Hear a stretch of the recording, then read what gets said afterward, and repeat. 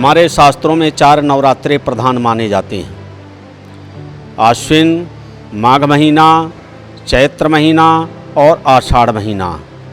इनके जो शुक्ल पक्ष की प्रतिपदा से और नवमी तक जो तिथियां हैं 9 दिन की, इन्हीं को नवरात्रि के रूप में मनाया जाता है।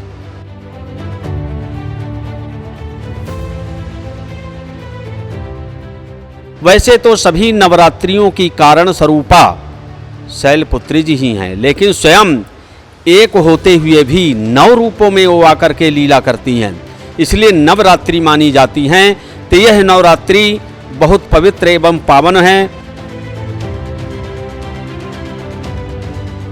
अपनी मनोवांछित कामनाओं की पूर्ति के लिए नवरात्रि में जो उनका व्रत करता है, पूजन करता है, पाठ करता है, स्तुति करता है, तो उनको माँ भगवती उनके ऊपर बड़ी असीम कृपा करती है।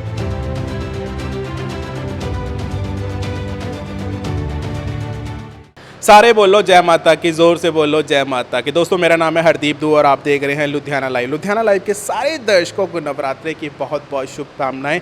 आज माँ शैलपुत्री की पहला नवरात्रा है और इनकी क्या महिमा है, आइए जानते हैं दुर्गा माता मंदिर से पंडित राम यज्ञ द्विवेदी जी से। जय माता की पंडित जी। जय माता दी। सभी लोगों को नवरात्रि की शुभकामनाएं। हमारे शास्त्रों में 4 नवरात्रे प्रधान माने जाते हैं। आश्विन, माघ महीना, चैत्र महीना और आषाढ़ महीना। इनके जो शुक्ल पक्ष की प्रतिपदा से और नवमी तक जो तिथियां हैं 9 दिन की, इन्हीं को नवरात्रि के रूप में मनाया जाता है। माँ भगवती जीवों का कल्याण करने के लिए महाराज हिमाचल के तपस्या से द्रवीभूत होकर के ब्रह्मा जी की आज्ञा के अनुसार हिमाचल ने उमा भगवती की तपस्या की और कहा कि आप हमारी पुत्री के रूप में आइए, मैं अपनी पुत्री के रूप में आपकी बाल्य लीला का दर्शन करना चाहता हूँ और आप जगत का कल्याण कीजिए। माँ भगवती उनकी तपस्या से बड़ी प्रसन्न हुई, उनको वरदान दिया और समय आने पर महाराज हिमाचल के पुत्री के रूप में स्वयं ही प्रकट हो गईं। इसलिए उनका नाम है शैलपुत्री, अर्थात शैल माने पर्वत। उनकी जो पुत्री हैं शैल पर्वत अर्थात हिमाचल, उनकी पुत्री के रूप में आती हैं और अपनी सुंदर से सुंदर दिव्याति दिव्य लीलाओं के द्वारा भक्तों के मन को रंजित किया माँ भगवती ने।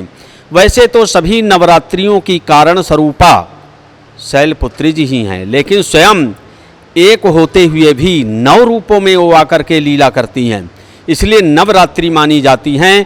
तो यह नवरात्रि बहुत पवित्र एवं पावन है। जैसे महाराज शैल ने माँ भगवती उमा की तपस्या करके पार्वती के रूप में उनको प्राप्त किया, इसी प्रकार अपनी मनोवांछित कामनाओं की पूर्ति के लिए नवरात्रि में जो उनका व्रत करता है, पूजन करता है, पाठ करता है, स्तुति करता है, तो उनको माँ भगवती उनके ऊपर बड़ी असीम कृपा करती हैं। व्रत रखने की विधि क्या होती है?